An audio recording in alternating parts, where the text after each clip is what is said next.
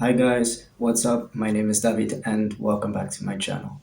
So I realized I haven't done a trans slash queer related video in a while. So today I'm gonna take the opportunity to talk about being trans and going abroad on exchange. If you don't know, I am transgender and I am currently on exchange at the University of Stockholm. So there are a lot of difficulties that come with moving abroad, whether it's for studying or anything else. It's difficult for everyone, but it's especially difficult for people who are part of a minority like trans or people of color, disabled people. There's all kinds of difficulties in life that make it harder to go on exchange, but it doesn't make it impossible. So today I've just collected some tips and stuff you should probably think about when going to on exchange, and I hope you learn something. And if you yourself have anything you want to add, if you are a trans person who has been abroad or is planning to go abroad, then feel free to let me know in the comments. So I'm going to start with probably the most important thing, and it's researching the location that you're going to. Now, for a lot of people, it doesn't really matter where they are going because they'll be fine anyway. But there are places in the world where being trans is either not accepted, illegal, or at least unsafe. So I have the privilege of being in Sweden and normally living in the Netherlands, both of which are countries where trans rights are technically respected and LGBTQ people are fairly safe. It doesn't mean there are no people that are against it. Of course, there are, but technically, these two countries are pretty safe to function in as a transgender person. But there are countries around the world, even in Europe, where perhaps it wouldn't be as safe, especially if you haven't fully transitioned yet, if you're still pre hormones and surgeries, if you haven't legally changed your name yet, it might be very difficult for you to go somewhere like Hungary, where trans rights are basically not accepted. And speaking of that, how your stay is going to be abroad really depends on how far in transition you are, because it will affect how much extra stuff you'll have to fix and to how many people you'll have to come out. I personally have the privilege of being on hormones for 2 years and I have legally changed my name and gender. So on paper and in person, like, I don't have to tell people I'm trans because it doesn't really matter. If it's not medically necessary for people to know, then I can pass as a cisgender person.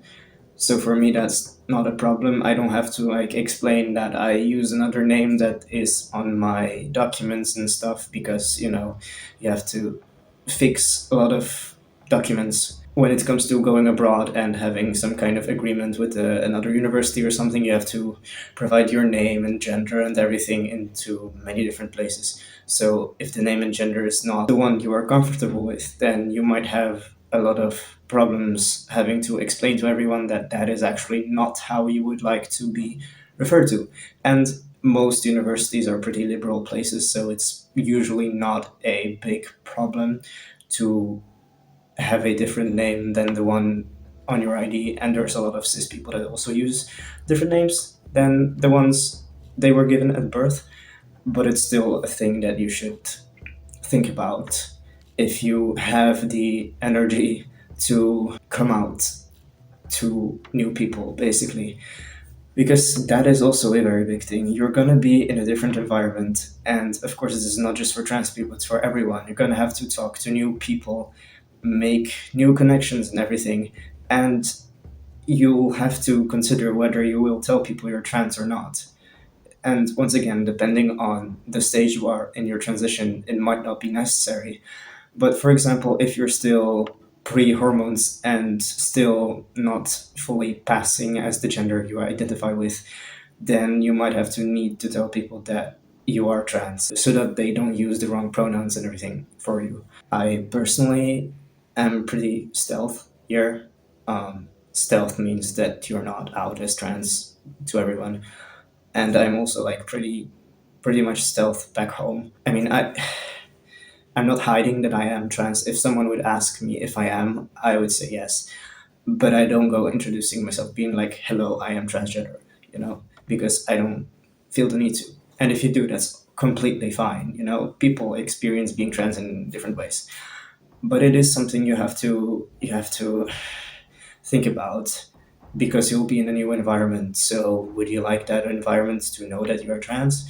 Or would you maybe try and see how it is to live in a place where people don't know your history and your background?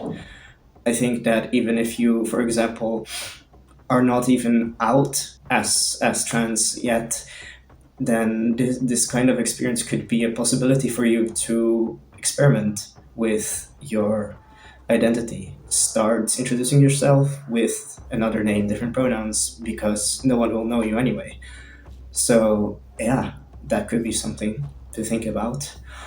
Then there is another thing that I actually had a big problem with, and it's fixing medical stuff. If you take hormones and you have to go abroad for an extended period of time, then you're gonna have to take your hormones with you and either fix a nurse or a doctor that can give you injections if you have injected hormones, or learn it yourself. I personally was going to my family doctor. I don't know what the fuck it's called, but yeah, like general practitioner, I think. So he was doing my injections, but I wanted to avoid having to find someone else to do it. So I just asked him to teach me how to do it myself, and now I do my own injections, and it's actually going great. But I know that some people have a huge fear of needles, or they don't have a fear of needles, but they still wouldn't want to inject themselves. So you really need to know before you go on exchange if there's going to be the possibility of you having your hormones administered somewhere. And then there's another thing, taking them abroad. I think it's going to be less of a problem for trans women because estrogen falls under different regulations, but testosterone, especially injectable testosterone is considered doping in many countries and could be actually illegal to take it with you if you don't have the right documentation. It's always possible to take it with you, but you really need to have specific documentation to prove that it's yours. You have been prescribed it by a medical professional, and you have to have a list of how much exactly you have, how much you should be taking, and for what time period you're gonna be taking it. And I personally went here to Sweden by bus and train, so I didn't really have problems when it comes to airport security, because it's mostly for that. If you fly somewhere and you have to take your hormones and then also your injection needles and everything, that has to go through specific customs and all that. But it really depends on the country you're going to. So check with your doctor what type of documentation you will have to need for your hormones, and check the country you're going to on the either border patrol, something like that, site, what stuff you are allowed to bring into the country and what you are not allowed to bring into the country. For example, I will be staying here for 5 months, so I had to take a pretty big, well, enough hormones to be able to survive. And there's some medications that you, for example, cannot have more than a specific amount at the specific time. So if you're staying for example, more than a year, then maybe it would be better to look into ways where you can get your hormones from a pharmacy in the country you're going to.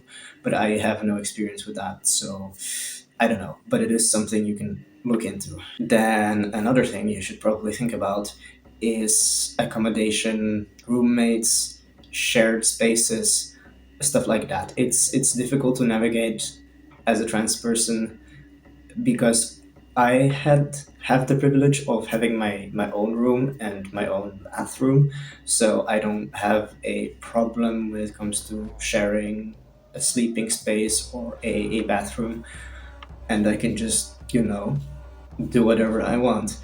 But if you were to be sorted in a student accommodation where you have a roommate or you have a shared bathroom, it could be weird or potentially even dangerous. To not have that full privacy with someone who might not know that you're trans or might not be accepting of you being trans. So if you will have to share a room, for example, make sure that the place you're going to is trans friendly. And if you have to apply, say that you are trans and you would like to stay with someone who is either an ally or also queer. I mean, if you don't have any problems with that, then there's no problem. But it is something that I had worried about, and fortunately, I got my own room, so it wasn't a problem. But it is something to think about. And then another thing that you should, well, you don't have to, but maybe it's a good idea to, if you are a trans or queer person going abroad, is to find a support network of some kind, whether that's a queer group at your university or some kind of other place where you can go to for advice, for friends, just to have a safe space somewhere. Like my university has a queer student association which I am part of, which is very nice, and I think it's good to have queer friends, especially to get to know the LGBTQ community in the country you're going to, maybe specific terminology or rules or stuff like that. It's always nice to know. So yeah, my biggest tip is just be very careful who you share your information with. Be careful to make sure that the location you're going to is safe, that you have every piece of documentation that you need, and just stay safe. If you have the possibility to go on an exchange abroad, take full advantage of it. I know it's a privilege that not everyone gets, so make it the best time you could possibly have. Yeah, thank you for coming to this video. I hope you learned something. And if you have any personal experiences that you would like to share with me, or any specific questions that you would like to ask me as a trans person currently on exchange, let me know down below in the comments. And check out my other trans related videos if you would like to. And yeah, thank you for coming. Bye bye.